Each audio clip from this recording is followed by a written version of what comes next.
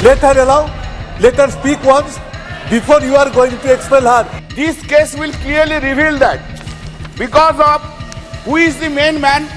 Main man was Darshan Hiranandani. Srimati Mahua Moitra MP, wherein she has been found to be the guilty of unethical conduct. सांसद श्रीमती महुआ मोइत्रा का आचरण अनैतिक और संसद सदस्य के रूप में अशोभनीय है और इस कारण उनको लोकसभा सदस्य बने रहना उचित नहीं होगा। इसलिए संकल्प करती है कि उन्हें लोकसभा की सदस्यता से निष्कासित कर दिया जाए। There is no evidence of any cash, of any gifts anywhere. Today I am really sad to see the attitude of the BJP party. I am 49 years old. I will fight you for the next 30 years inside parliament, outside parliament, in the gutter, on the streets. আদিম হিংস্র মানবিকতার যদি আমি কেউ হই, স্বজন হারানো শ্মশানে তোদের চিতা আমি তুলবই। We will see the end of you. नमस्कार, द वायर में आपका स्वागत है। मैं हूं आरफा खानम शेरवानी। सत्ता का अहंकार सर चढ़कर बोल रहा है इस कदर कि अगर कोई भी एक शब्द कहता है नरेंद्र मोदी या फिर उनके कारोबारी मित्रों के बारे में तो उसको इस कहीं भी भारत में जगह नहीं मिल रही है। हर जगह से उनकी सदस्यता, नौकरी, हर तरह की सुविधाएं छीनी जा रही हैं। मैंने आपको बताया किस तरह से दिल्ली विश्वविद्यालय से उन टीचर्स को हटाया जा रहा है जो आरएसएस बीजेपी की विचारधारा से मेल नहीं खाते। न्यूज़ रूम से उन पत्रकारों को हटाया जा रहा है जो राहुल गांधी पे किताब लिख देते हैं, नरेंद्र मोदी की नीतियों से सहमत नहीं है। आज बारी आ गई महुआ मोइत्रा की। राहुल गांधी के बाद भारत की संसद से अब महुआ मोइत्रा को हटा दिया गया है, निकाल दिया गया है, उनकी सदस्यता रद्द हो गई है और इसके लिए किसी कोर्ट, अदालत, गवाह, सबूत की जरूरत नहीं पड़ी। महुआ मोइत्रा को बोलने के लिए 30 सेकंड का वक्त भी नहीं दिया गया।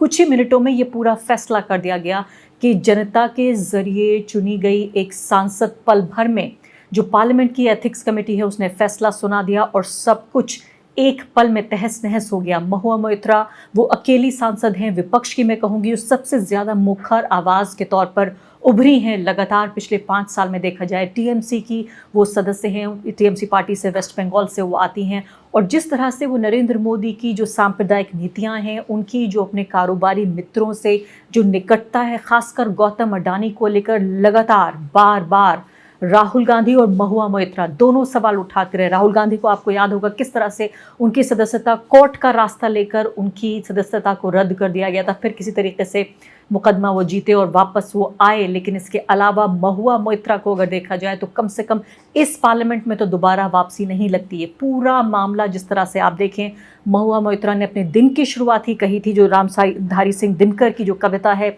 उसका एक तरह से एक अंश लेकर उन्होंने कहा था कि जब नाश मनुष्य पर छाता है तो पहले विवेक मर जाता है। उसके बाद मैं आपको बता रही हूँ कि जो एथिक्स कमेटी है उसने ये फैसला दे दिया। 104 पेज की ये रिपोर्ट थी एथिक्स कमेटी की और इसके अलावा उसमें आप ये देखिए कि इसको पढ़ने का कोई वक्त नहीं दिया गया। 2 घंटे में ये उम्मीद की गई कि 104 पेजेस तमाम लोग पढ़ लेंगे।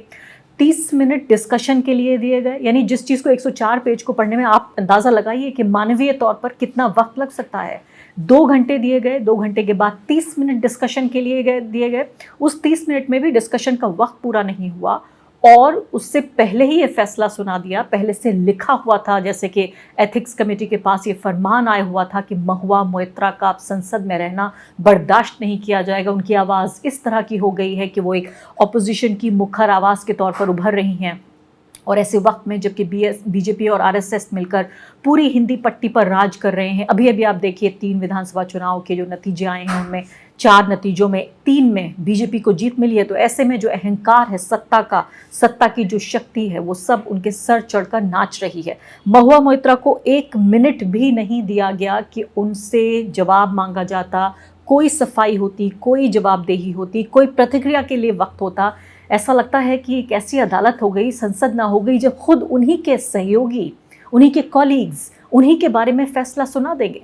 आप सोचिए अगर किसी इंजीनियर से कोई गलती हो जाए तो 4 इंजीनियर मिलके उस इंजीनियर पे फैसला सुना देंगे। पत्रकार से कोई गलती हो, यानी गलती होने से पहले आरोप लगे तो 4 पत्रकार मिलके उस पत्रकार को बाहर कर देंगे, खारिज कर देंगे उसको।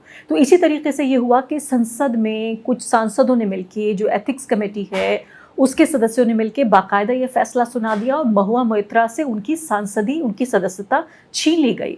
महुआ मोइत्रा को जब संसद के अंदर बोलने का मौका नहीं मिला तो संसद के बाहर उन्होंने क्या कहा, ये सुन लीजिए। I'm 49 years old. I will fight you for the next 30 years inside parliament, outside parliament, in the gutter, on the streets.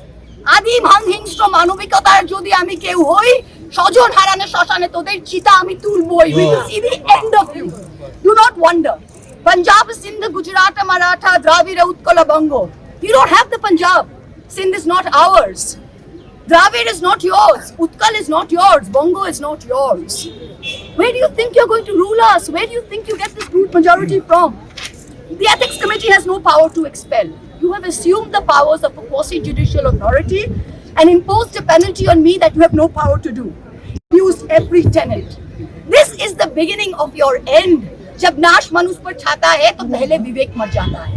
We're going to come back and we're going to see the end of it. So thank you very much. मेरी उम्र 49 साल है, 30 साल तक मैं अभी रहूंगी और आपके सीने पर मैं मूंग दलूंगी। मैं संसद के अंदर, संसद के बाहर, हर जगह मैं लड़ाई लड़ूंगी। और सीधे तौर पर उन्होंने कहा कि जब तक आपका खात्मा नहीं हो जाएगा तब तक मैं देखूंगी। बहुत ही, मैं कहूँगी, ये बहुत मजबूत और इस तरह के शब्द थे। नहीं लगता कि किसी हारे हुए व्यक्ति के थे। ऐसा नहीं लगता कि जिस व्यक्ति के साथ नाइंसाफ़ी हुई है उसकी हिम्मत टूट जाती है। लेकिन महुआ मोइत्रा शायद इसीलिए विपक्ष का एक मुखर चेहरा बन के उभरी हैं पिछले कुछ सालों में, क्योंकि उनकी हिम्मत जिस तरह से है, मैं कहूँगी एग्जाम्पलरी है। उदाहरण के तौर पे देखा जा सकता है तो ऑपोजिशन के जो एमपीज़ थे वो, उन्होंने इस बात पे सवाल उठाया कि एथिक्स कमेटी ने जो दर्शन हिरनदानी हैं, वो कारोबारी जिनके ऊपर आरोप लगा है कि महुआ मोइत्रा के ऊपर आरोप ये था कि उन्होंने पैसा लिया, घूस ली इसके बदले में कि सवाल पूछे जा सकें। और उन्होंने जो अपने क्रेडेंशियल्स यानी कि यूज़र नेम और पासवर्ड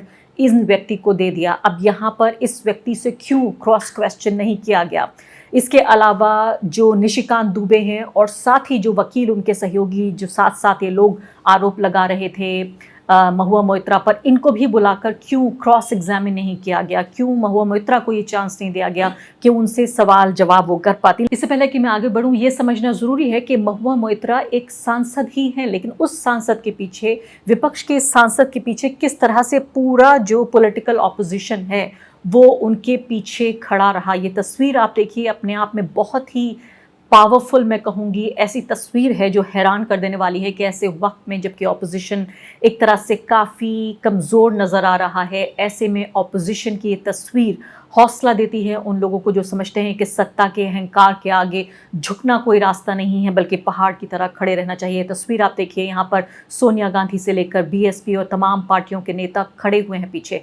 महुआ मोइत्रा ने जब आवाज़ उठाई अपने लिए और पार्लियामेंट के बाहर बोली तो उन्होंने जो दानिश हैं उनका भी उन्होंने सीधे तौर पर नाम लिया और कहा कि कैसे भारत में जो मुस्लिम पॉलिटिकल रिप्रेजेंटेशन है, जो राजनीतिक भागीदारी है, उसको किस तरह से भाजपा रोकती है। और कोई भी जो कदम है वो बिधूड़ी के खिलाफ नहीं उठाया गया, लेकिन महुआ मोइत्रा को निकाल के बाहर फेंक दिया गया।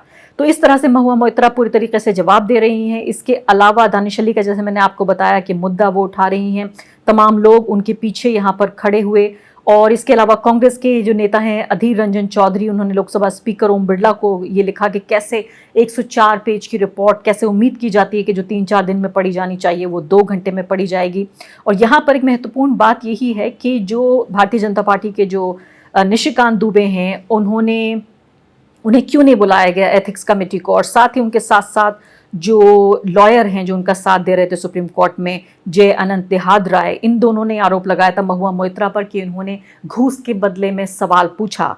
तो क्यों इन दोनों को बुलाकर यहाँ नहीं जवाबदेही मांगी गई? यहाँ पर महुआ मोइत्रा का साफ तौर पर शुरू से उनका ये कहना है कि उनके ऊपर ये आरोप इसलिए लगाए जा रहे हैं, उनको फंसाया जा रहा है इस पूरे षड्यंत्र में, क्योंकि वो अडानी की जो निकटता है नरेंद्र मोदी के साथ, उस मुद्दे को उठाती रही हैं। और कैसे लगातार हर तरह के जो कानून, दिशा निर्देश और उन सबको मोड़कर तोड़कर किस तरह से उनके फेवर में, अपने कारोबारी मित्रों के फेवर में लाया जा रहा है। तो महुआ मोइत्रा के पर जो आरोप था इस कमेटी का, एथिक्स कमेटी जो थी, उसने ये कहा था कि अनएथिकल कंडक्ट है और ये कंटेम्प्ट ऑफ हाउस है कि जो लोकसभा का जो लॉगिन क्रेडेंशियल्स मैंने जिसका जिक्र आपको बताया, उनको क्यों शेयर किया गया? महुआ मोइत्रा इसमें ये जवाब उन्होंने दिया कि ऐसा अक्सर होता है कि इंटर्न्स और बाकी जो ऑफिस का स्टाफ होता है उनके पास ये यूज़र नेम और पासवर्ड होता है, क्योंकि मेंबर ऑफ पार्लियामेंट्स के पास, सांसदों के पास हमेशा इतना वक्त नहीं होता कि वो खुद अपने आप इसको कर सकें। और इसके साथ साथ ये भी एक बड़ी हैरानी की बात है कि इसी एथिक्स कमेटी ने कितना अनएथिकल काम ये किया। ये बताया गया वायर की रिपोर्ट में, देखिए आप, कि उसमें ये कहा गया कि महुआ मोइत्रा से जब सवाल जवाब पूछे गए इस कमेटी के ज़रिए, तब उसमें उनसे ये भी पूछा गया कि आप किस होटल में रुकी, आप किसके साथ रुकी। इस तरह के बेहुदा सवाल जो एक महिला सांसद से हरगिज़ नहीं पूछे जाने चाहिए। अब यहाँ पर सवाल ये उठ रहा है कि क्या महुआ मोइत्रा के साथ ये जो पूरा बर्ताव किया गया है, इसको क्या गैर कानूनी माना जाए? ये कायदे कानून के ख़िलाफ़ है? क्या महुआ मोइत्रा को दोबारा जो लोकसभा का इलेक्शन होगा 2024 में, क्या वो एक सांसद का चुनाव लड़ सकती हैं? इन तमाम सवालों पर द वायर की संपादक सीमा चिश्ती से मैं बातचीत करती हूँ। सीमा चिश्ती, सबसे पहले ये बताइए कि ये आरोप लगाया जा रहा है कि संसद के नियमों के साथ छेड़छाड़ करके महुआ मोइत्रा को निकाला गया है, कि क्या सांसद अपने ही सहयोगी, अपने ही कॉलीग को निकाल सकते हैं? अरफा, जहां तक कानून का सवाल है या फिर संसदीय मतलब प्रणाली या प्रथा अब तक जो सिलसिला चलता आया है उसका सवाल है या इतिहास का सवाल है, ये एक बहुत बुरा प्रेसिडेंट सेट करता है। क्योंकि इसका मतलब ये है कि एक सांसद जो कि लाखों मतदाताओं के वोट से आता है, आप उसको ऐसे ही एक समिति बना के कुछ लोगों के कहने पे आप आधे घंटे में डिस्कशन करके उसको बिना बोलने का मौका दिए रफा दफा कर सकते हैं। जिस तरह से ये जो पूरी संसदीय समिति की जो रिपोर्ट पारित हुई थी, वो तकरीबन 6.5 मिनट में ऐसा लगता है कि पारित हुई थी। उसके बाद 2 घंटे मात्र का समय आपने दिया कई 100 पन्ने की रिपोर्ट पढ़ने का तमाम सांसदों को, और फिर 30 मिनट का वक्त दिया गया डिस्कशन के लिए। और चर्चा में महुआ मोइत्रा को, जो सांसद थी जिन पर चर्चा हो रही थी इतनी, उनको बोलने का, जवाब देने का भी कोई मौका नहीं दिया गया, और लगभग 30 मिनट से कम टाइम में सब कुछ रफा दफा कर दिया गया। क्या अदालत जा सकती है महुआ इसके खिलाफ? जी, जा सकती हैं। अदालत में जो भी संसदीय प्रक्रिया होती है उसका जो पूरा रिकॉर्ड है अदालती, वो बहुत पैची है। यानी 2005 में जब कई सांसदों को निकाला गया था कैश फॉर क्वेश्चंस के लिए, यानी सवाल पूछने के लिए पैसे लेने के आरोप में, तो उसमें सुप्रीम कोर्ट ने उसको सही ठहराया था। लेकिन 2010 में एक और केस हुआ था जिसमें कोर्ट का ये कहना था कि ये गलत है ये करना। जो 2024 के चुनाव होंगे, क्या महुआ मोइत्रा को सिर्फ अपनी संसदीय सदस्यता से ही खारिज किया गया है? क्या उनके ऊपर कोई मुकदमा चल सकता है, कानूनी रूप से क्रिमिनल केस चल सकता है? दूसरी बात यह है कि 2024 में क्या वो चुनाव के लिए खड़ी हो सकती हैं? जी, फिलहाल तो चुनाव के लिए खड़ी हो सकती हैं, इसका तो कोई अंदेशा नहीं कि वो नहीं खड़ी हो सकती हैं। लेकिन जैसा कि आपने कहा, एक पूरी अलग से क्रिमिनल प्रोसीडिंग्स उनके खिलाफ चल सकती हैं। बहुत सुना गया है, इस पर कोई पुष्टि तो नहीं हुई है कि लोकपाल एक केस परसू कर रहे हैं, सीबीआई इसको टेकअप कर सकती है। और जितना बड़ा बनाना चाहे केंद्रीय सरकार, हम लोगों ने तो देखा ही है कि किस तरह से केंद्रीय जांच एजेंसियां काम कर रही हैं, तो इसको किसी भी दिशा में ले जाया जा सकता है। यानी कोई भी आपराधिक कार्रवाई इसके बाद या इसकी वजह से रुकी नहीं है। आखिरी बात की, ऑपोजिशन का इस तरह से उनके साथ खड़े होना, वो तस्वीर हमने देखी, अपने आप में बड़ी पावरफुल पिक्चर थी, ये क्या बताता है? हाँ, बिल्कुल, जैसे कि वो सेइंग है कि a picture is worth 1000 words, यानी 1000 अल्फाज बराबर एक तस्वीर। वो तस्वीर तो बहुत ही प्रभावी है। उसमें सोनिया गांधी पीछे खड़ी हुई हैं, बसपा के सांसद खड़े हुए हैं, तमाम पार्टियों के सांसद खड़े हुए हैं वहां पे। और एक ऐसे वक्त में जब इस पर शुबा हो रहा था कि क्या विपक्षी पार्टियां साथ आ पाएंगी, एक साथ अपनी बात कह पाएंगी, जो 5 राज्यों में चुनाव हुए हैं, खत्म हुए उसके बाद, तो उसका जवाब एक प्रकार से बीजेपी ने दे दिया है, और उस तस्वीर में निहित है उसका जवाब। शुक्रिया सीमा। द वायर के और वीडियोस देखने के लिए सब्सक्राइब करें और बेल आइकन पर क्लिक करें। स्वतंत्र पत्रकारिता की आर्थिक मदद करने के लिए डिस्क्रिप्शन में दिए गए लिंक पर जाएं और अपनी राशि चुनें।